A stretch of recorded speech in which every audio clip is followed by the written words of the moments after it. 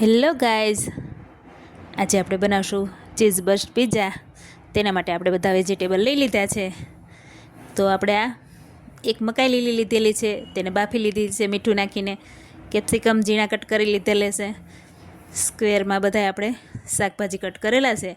ટામેટાના બી કાઢીને તે પણ આપણે કટ કરી લીધા છે, અને ડુંગળી પણ કટ કરી લીધી છે. સ્વાદ મુજબ મીઠું નાખેલું છે, ચીલી ફ્લેક્સ નાખેલો છે, પીઝા મસાલા નાખ્યા છે અડધી ચમચી. તમે તીખું જેવું ખાતા હોય એ રીતના તમે નાખી શકો છો. ઓરેગાનો નાખેલો છે. આપણે બધું સારી રીતે મિક્સ કરી લઈશું. મીઠું ને બધું મિક્સ થઈ જાય એ રીતના આપણે મિક્સ કરી લઈશું. તમે આ વેજીટેબલ અલગ અલગ પણ રાખી શકો છો. આપણે અત્યારે બધું મિક્સ કરી લીધું છે, ફટાફટ બની જાય છે. જો આ રીતના આપણે 2 ઘઉંની રોટલી લઈ લીધી છે. આપણે રેગ્યુલર રોટલી બનાવતા હોય તે જ રોટલી છે. તમે મેંદાના બહારથી મગાવીને બન ખાઓ એ કરતાં રોટલીનું વર્ઝન સારું છે, હેલ્ધી છે. જે આ રીતના એક રોટલી ઉપર આપણે ચીઝ નાખી દેવાનું છે. મોઝરેલા ચીઝ આપણે યુઝ કરેલું છે. તેની ઉપર આપણે બીજી રોટલી રાખી દઈશું ને થોડીક પ્રેસ કરી લઈશું. તેની ઉપર આપણે પિઝા સોસ નાખવાનો છે. પિઝા સોસ ન હોય તો બીજું વર્ઝન છે, કેચઅપમાં ચીલી ફ્લેક્સ અને ઓરેગાનો નાખીને રેડી કરી લેવાનું છે. તે આપણે લગાવી લઈશું. અત્યારે આપણે એ જ લગાવી રહ્યા છીએ. આ રીતના 2 ચમચી વ્યવસ્થિત લગાવી દઈશું.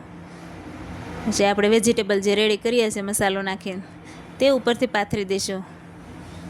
આ રીતના સરસ એવા ફેલાવી લઈશું. બધા વેજીટેબલ સરખા એવા ગોઠવીને તમે ઉપરથી ચીઝ ઉમેરી શકો છો. થોડું વધારે પડતું નાખો તો સરસ એવું લાગે છે, છોકરાઓને પણ મજા આવે છે. એકદમ સીઝી પિઝા રેડી થાય છે. બહાર જેવા જ લાગે છે પણ હેલ્ધી વર્ઝન છે એક. આ રીતના 1 ચમચી આપણે તવામાં ઘી નાખેલું છે. તમે તેલ પણ નાખી શકો છો. તેની ઉપર આપણે પીઝા મૂકી દીધો છે, અને કંઈ પણ વાસણ ઢાંકી દેવાનું છે, થોડું ઊંચું રહે એ રીતના. અને 2 જ મિનિટમાં આપણે ચીઝ મેલ્ટ થાય એટલે નીકાળી લેશું. ગેસ હાવ સ્લો રાખવાનો છે.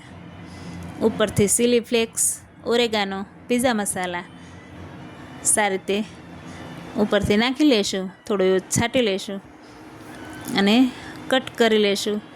તમને કેટલો સરસ આપણે પિઝા રેડી થયો છે કટ કરીને બતાવું છું.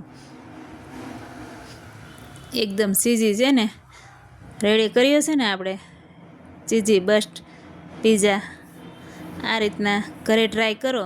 બજારે ખાવા કરતાં ઘરના ખૂબ જ હેલ્ધી હોય છે. Thank you.